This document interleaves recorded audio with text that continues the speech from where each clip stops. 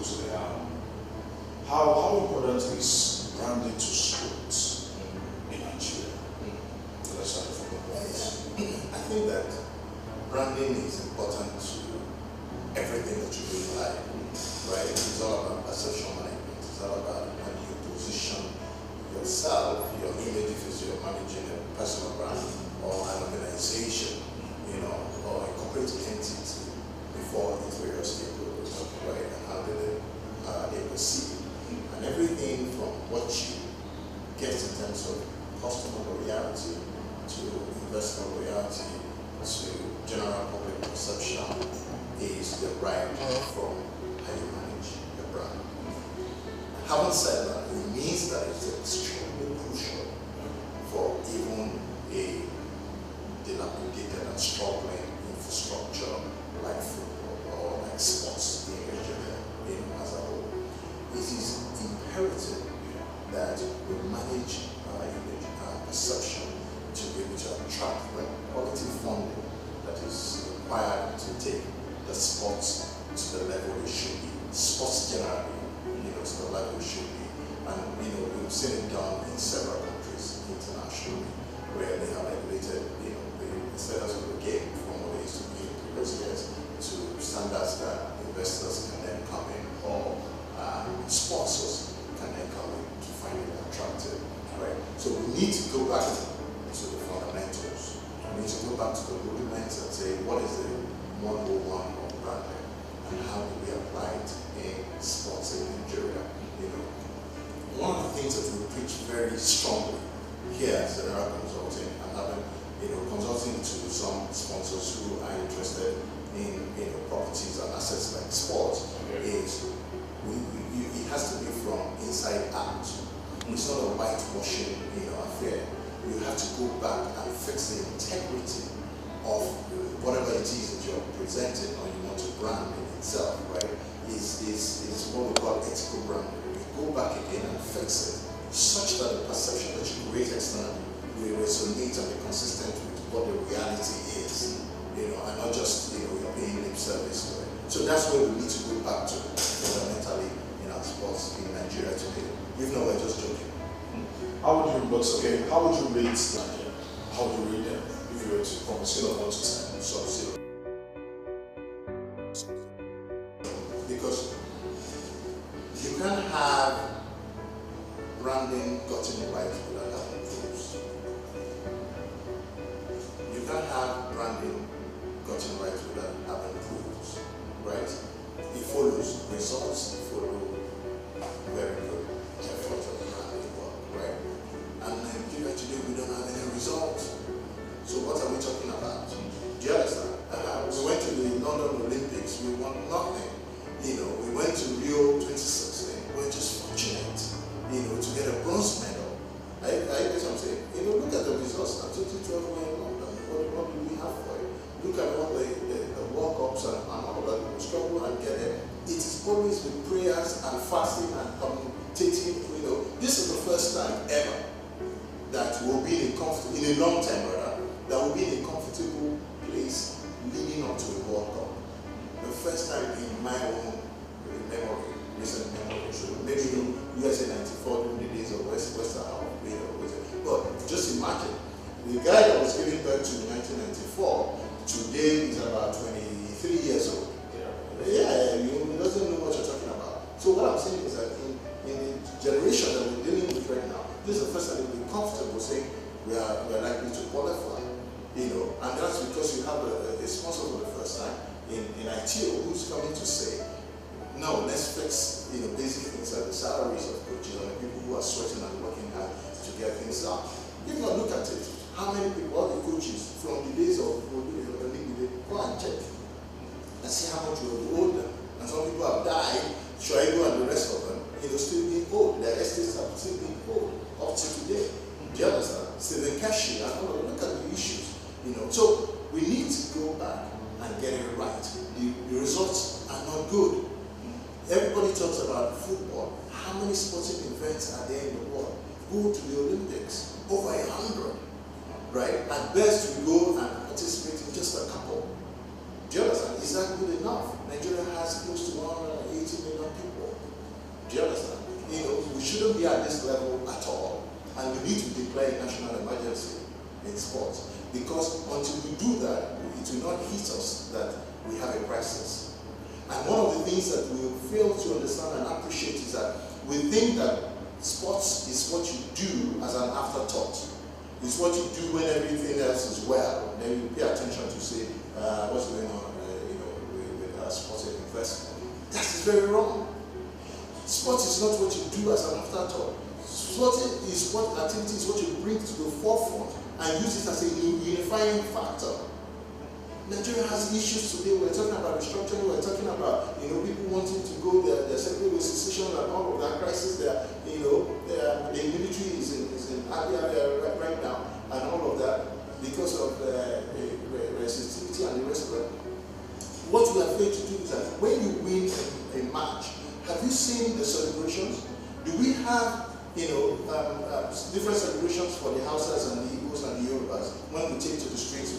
Rejoicing and go to the pubs, and people are celebrating and throwing parties. You have separate parties for different ethnic groups. Never. Go and check it. The times that we're doing very well in sports and everything has been the times that we've stayed together as united as ever. When you then do that and we're together as one country, that's when you can be prosperous. That's when you can be thinking of what is the GDP, what are we in recession technically, or are we in the downtown, or is it a depression? Do you understand what I'm saying? All those financial indicators then become relevant when you are first of all one country. And sport is something that can be delivered for you. So why don't we prioritize it? Sometimes it begs us, answers.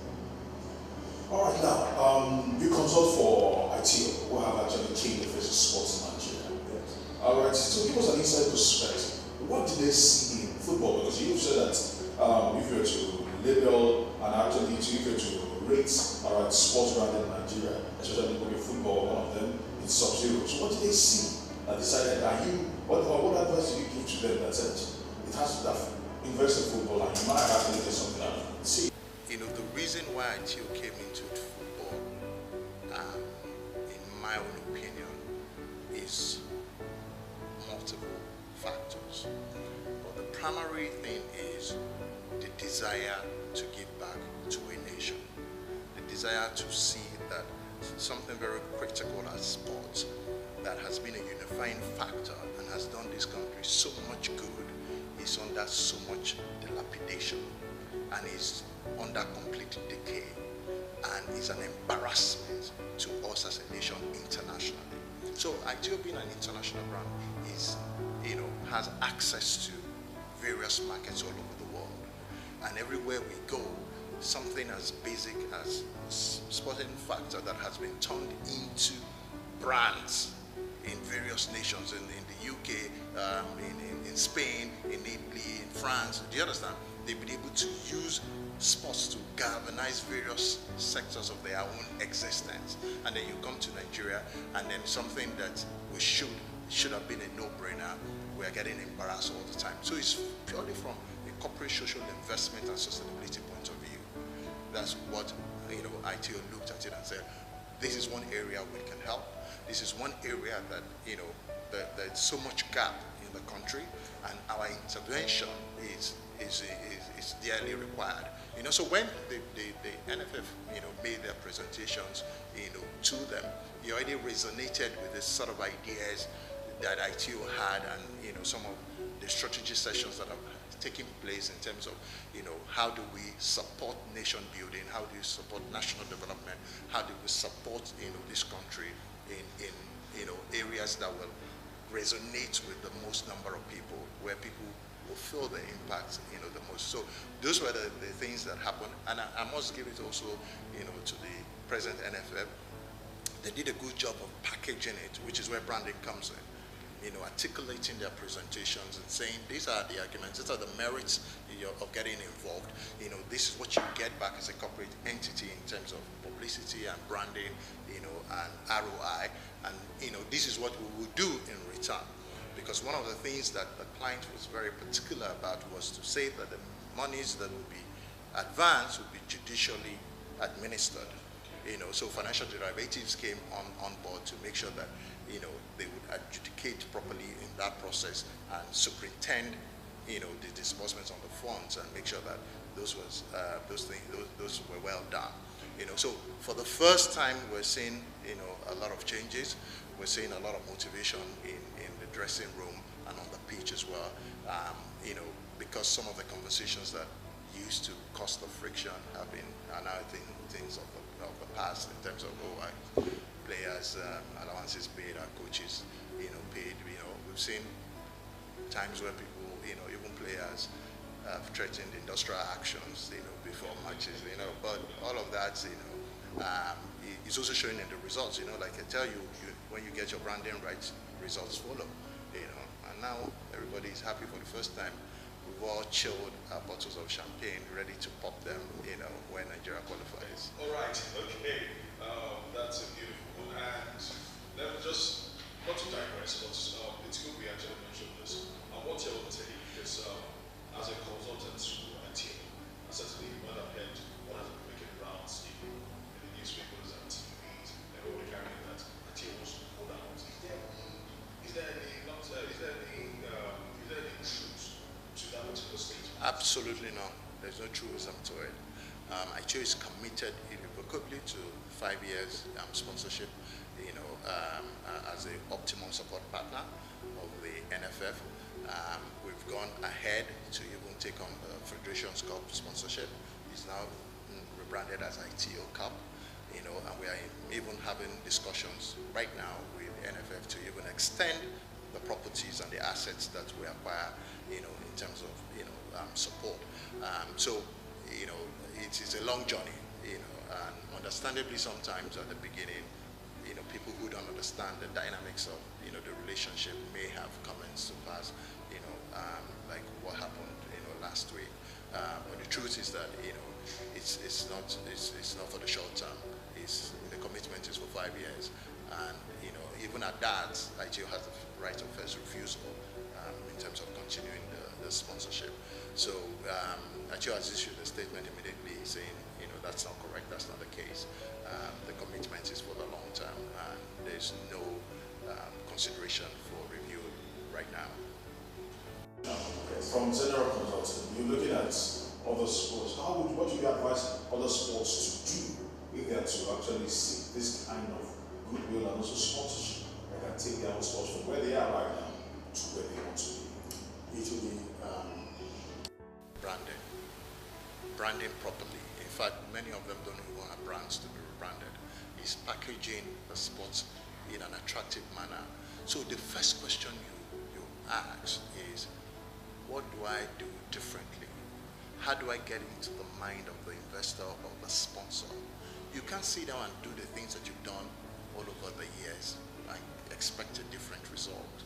That would be insanity. You ask yourself and say, hey, how do these guys think?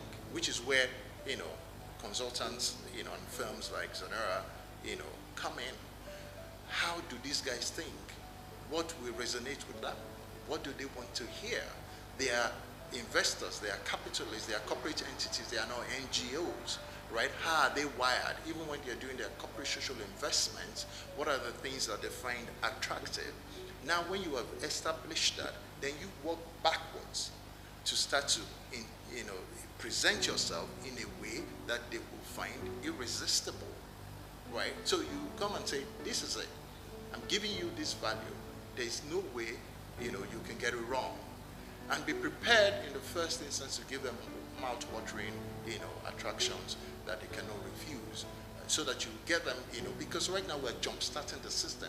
We are coming, somebody who's gone comatose, you're trying to, give electric shocks to start the heart again. That's where most of these sporting activities are. That's one. And I mentioned something about branding, which is going back to do things properly. Let it be in your DNA.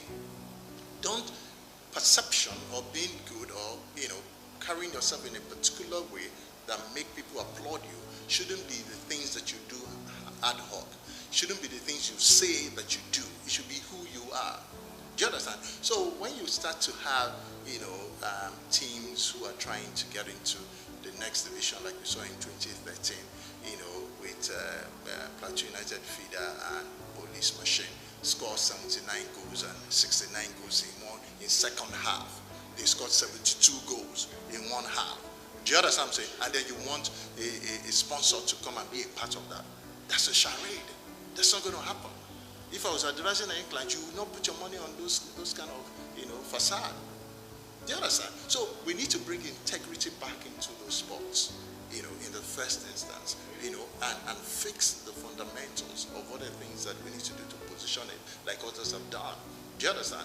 So too much interference, by government officials. They want it to go on. There are games that will be that government officials, the number of government officials that went to those games exceeded the players themselves. Don't take my words for it. Go and check. Especially in other sports. Go and check. You have, 2, 3 people who are going to represent Nigeria, and you have 10, 12 government officials who are following them. How is that going to work? Who are you developing? What is your grassroots development policy? Where are you starting from? Those are the questions that the investors want to hear, because it's all about sustainability, right? We want to make sure that in years after, generations after, that game would still continue, to make us proud. So many of the clients that we represent would not get into any activity if you can't say that in 50 years' time it's going to subsist, right? So you have to come up with your plan to say, this is how I'm going to support this game. This is what I'm going to do. This is the consistency that I'm going to bring in from the get-go. And then when you're able to marshal all those thoughts very articulately, right? People are looking for value. Corporate people employ us to make sure that we spot those, value additions, for their brands. So when you see that and you recognize that, it will be foolhardy not to invest in it. It's very simple. The internet is replete with, ideas about how to do, how to package yourself, how to do things properly, and many of these things are not as expensive as we thought. They have employees in those organizations. Why don't you employ the right, fit for purpose, person to do, the job? So they have a retinue of employees and staff who, just go to any ministry or any department or agency of government that cater for this sporting activity, and you see loads of people there, right? These are people who should be able to champion this thing just by doing your own job. Not more than that, just do your job properly, that's all. Do you understand? But the system is so abhorrent to even saying common sense that when people come and then they start to galvanize for those changes, right? The system stigmatizes them. It doesn't show that we are ready at all. Do you understand what I'm saying? I've heard of, people who have come with so many reformations and have announced them. I've had the misfortune to announce them before entrenching themselves in those ministries, and they were booted out within weeks. Do you understand? So it's ownership and leadership. How hungry are we for these things? Are we really paying lip service to, our desire for rebranding and for change, or are we truly committed to it?